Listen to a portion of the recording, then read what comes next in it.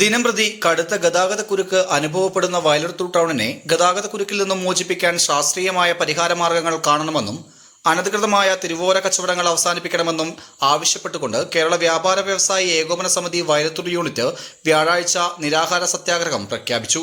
വലിയ രീതിയിലുള്ള ഗതാഗതക്കുരുക്ക് നിലവിൽ ടൗണിന്റെ വ്യാപാര മേഖലയുടെ നട്ടെല്ലൊടിച്ചിട്ടുണ്ട്.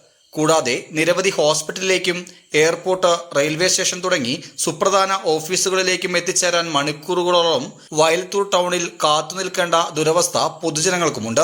വളരെ കാലമായി അധികാരികൾക്ക് മുന്നിൽ പലതരത്തിലുള്ള പരാതികളും പ്രതിഷേധങ്ങളും സംഘടിപ്പിച്ചെങ്കിലും അനുകൂല നടപടികൾ ഇല്ലാത്തതുകൊണ്ടാണ് സമരപരമ്പരകളും അനുബന്ധ പ്രവർത്തനങ്ങളുമായി മുന്നോട്ട് വരുന്നതെന്ന് കേരള വ്യാപാര വ്യവസായ സമിതി വയലത്തൂർ യൂണിറ്റ് നേതാക്കൾ അറിയിച്ചു.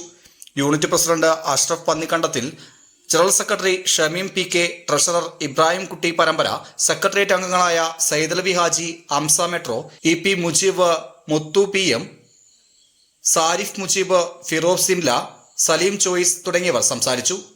News today, Vayalathur.